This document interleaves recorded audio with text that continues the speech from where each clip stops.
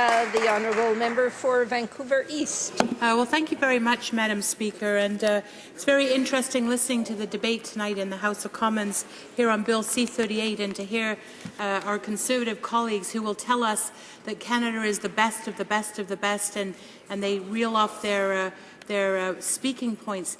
But, Madam Speaker, I want to begin my remarks tonight on Bill C-38 by, I think, pointing out what needs to be said, and that is that the real threat of this budget bill is how it will contribute to income inequality in this country. There's no question, though, over the last decade, over 2 decades, we've seen a widening gap between wealth and poverty in this country. And that's mainly because of public policies that have seen a drain of things like affordable housing or people's ability to be eligible for employment insurance, high daycare costs, the cost of education.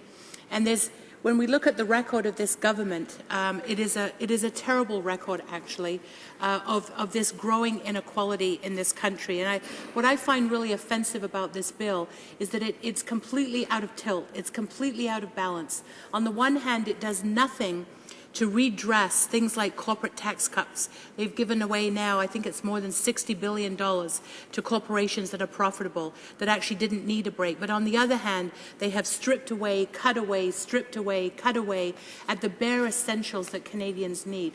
So in a riding like mine in Vancouver East, where we have a very low-income community and people who really struggle day by day to make their ends meet, when you look at this bill and just ask one simple question, what is it in this bill that they could hope for that will actually improve their quality of life?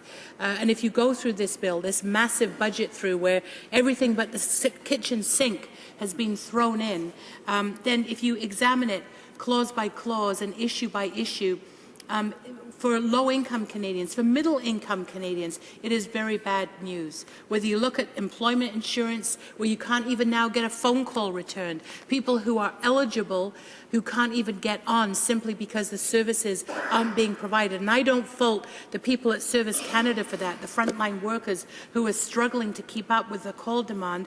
We fault this Minister of HRSD and the federal government who have deliberately arrange the services that are now so difficult to access that it makes it almost impossible to have a query answered, to get on employment insurance. This is something that we're hearing about in my community office every day as people phone in.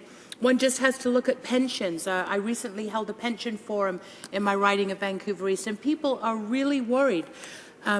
Not just older folks who might be approaching OAS, but a younger generation who understand that what this government is doing is cutting out their income security in the future. These are people who don't rely on RRSPs. These are not people who rely on the registered pool retirement savings plan that we've been debating in this House. These are people who've paid into Canada Pension, who need old age security, and these are the people that will be really hurt. But, Madam Speaker, I have to say that one of the things that I find the most offensive in this budget is that it does absolutely nothing to address one of the fundamental crises that we face in this country, and that's the lack of affordable housing. In my city, Metro Vancouver, which is the whole of the Lower Mainland, as you know, has an organization called the Rental Housing Supply Coalition. Now, what's really interesting about this is it includes renters, it includes co-ops, social housing, rental apartment owners and managers, building owners, managers. This is a very unusual coalition of people who don't often work together, as well as Metro Vancouver officials. They have come together because they are so concerned about what's going on in Metro Vancouver, where we now know that approximately 31,000 households, so that's probably close to 100,000 people, are spending so much on rent that they are just one check away from homelessness. Now, Madam Speaker, we know about homelessness, unfortunately, in our city, but this is now a crisis that's affecting working people. It's affecting people who will never be able to afford a home. They're just struggling to find an affordable place to live and are spending 40, 50, 60% of their income on rent. We know that just recently the City of Vancouver did a report that shows that homelessness doubled in the last year. Now, this is a city council that has put enormous energy and effort and investment into dealing with homelessness in our city. What have they had from the federal government? Zero. So, Madam Speaker, I feel actually angry. I feel really angry that this budget that's being so touted by the Conservative government is widening this gap and is leaving so many people behind. We have, for example, I'll give another example in housing. There's over 600,000 households in Canada that are assisted under federal housing programs. Now, we've had a long record of social housing, co-op housing in this country, but the fact is we're facing another crisis there in that many of the long-term operating agreements are now going to expire. We already know that that the assisted households has dropped by about 22,000 households since 2007, and it's predicted that another 63,000 households will be affected by 2015. Now, Madam Speaker, I have to point out that this is existing, stable, affordable social housing that we're at risk of losing because this government has been completely blind to organizations like the Federation of Canadian Municipalities, the big city mayors, housing organizations who have drawn to their attention that unless I hear them laughing, Madam Speaker, I guess that homelessness and housing is a laughing matter for these Conservative members. How outrageous, how insulting to the folks, the 1.5 million Canadians who are struggling to actually meet their housing costs. I mean, I just find it reprehensible that they can't even listen respectfully to a debate that's based on bringing forward the real experience of people who are having difficulties in their local communities. So, Madam Speaker, I do want to say that this budget for me, whether it's on the housing, whether it's on pensions, whether it's on EI, or even something like the Coast Guard in Vancouver, you know, I was very happy that recently two of our members, the member for Burnaby, for New Westminster Coquitlam, and the member for St. John's East came to Vancouver and held a very successful forum, cutting the Coast Guard, you know, the Kitsilano Coast Guard Station. There's an uproar in our city about this, about why this has to take place. The attacks on environmental organizations. In British Columbia, environmental assessment and a proper review is something that's really important. People take it very seriously. One only has to look at the hearings that are taking place for the Northern Gateway Pipeline to know that people are very, very concerned about how our environment will be placed at risk. So what does this bill do? Well, as we know that in one fell swoop, it basically completely guts our environmental assessment process in this country. After years and years of having this being developed and being a legitimate process. So, Madam Speaker, no matter which way you look at this bill, I feel that the line that's being put out by the Conservatives that somehow we're all going to benefit and that Canada is the best, I mean, really, what are they thinking about? Are they so blind to what is actually taking place? And they don't have to take it from us in the NDP. Just go out and talk to any organization, whether it's the Canadian Retired Citizens Association, whether it's the Federation of Canadian Municipalities, whether it's any organization who will tell you, environmental groups who will point out how this bill has such a deep impact on people in this country. So, Madam Speaker, I haven't even spoken about the process that we've gone through. But I guess I'll end there by saying that besides the substance of the bill, the process itself has been just completely appalling. Imagine a bill that is over 400 pages long. Imagine a bill that changes over 70 pieces of legislation. Imagine a bill that's been rushed through committee, one committee with a subcommittee. Even the Senate has got 5 committees right now studying this bill before it's even gone over to the Senate, assuming it's going to pass here after they've rammed this through. So even the Senate has taken more time and consideration to consider Bill C-38. But in this place, Madam Speaker, the Conservative government only has one agenda. They don't care about what anybody has to say. They are hell-bent on getting this bill through. I think it's a crying shame that we're at this point.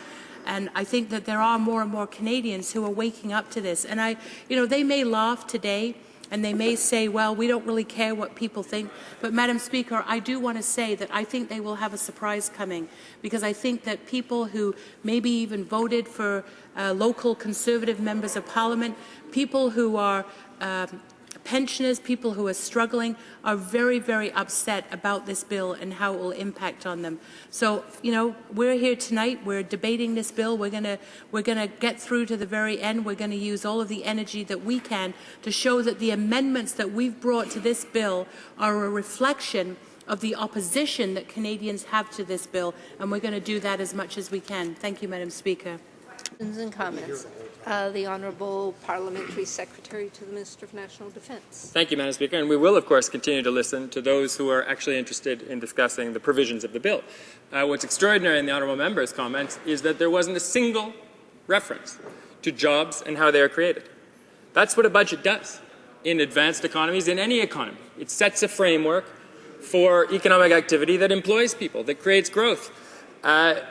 Nor does the Honourable Member care to mention that over 6 years we've built, thanks to a generous and necessary stimulus package, more social housing than any Canadian government in history.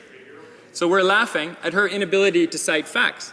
But, Madam Speaker, will the Honourable Member acknowledge that in the housing sector, including when it comes to affordable housing for low-income Canadians, that one of the primary drivers of success is going to be the private sector, private ownership, private initiative, the construction industry, and what does she have in mind to support those sectors of this country's economy which, in her community, as in my community across the country, are absolutely essential to jobs, growth, and long-term prosperity?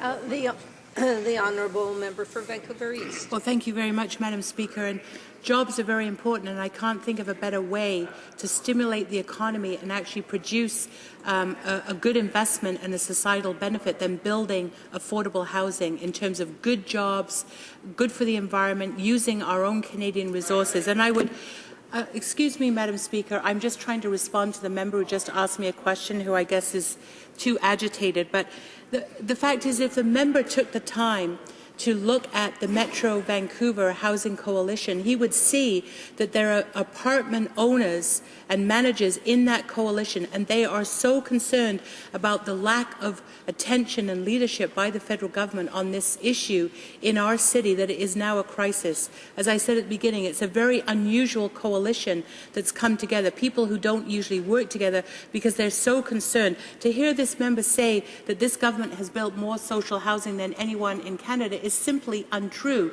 They have been cutting social housing. We have thousands and thousands of operating agreements that are now at risk, and so the risk of losing existing social housing is something that is going to be quite unbelievable, but unfortunately it's going to happen unless they reverse their course. Questions and comments.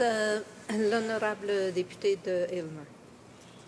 Merci, Madame la Présidente. Moi, j'aimerais poser à ma collègue une question qui concerne le fait de changer l'âge de la recette de l'admissibilité de 65 à 67 ans et l'impact sur nos programmes de santé. On sait que présentement, le programme de santé dans les provinces est vraiment à la limite. Plusieurs sont en déficit, ont des problèmes. On parle d'augmenter de 65 à 67 ans l'âge d'admissibilité. Les personnes vont être obligées de rester plus longtemps au travail. Ça peut occasionner des accidents de travail. Les compagnies d'assurance, il va y avoir plus de demandes. J'aimerais que la Concerne nous élabore un peu plus sur l'impact de l'économie de ces décisions-là. The Honourable Member for Vancouver East. Thank you, Madam Speaker. Well, first of all, we should point out that the old age security system is absolutely not in jeopardy. There are many independent reports now that show that it's entirely sustainable. So all of this manufactured crisis that was being put forward by the government simply doesn't exist.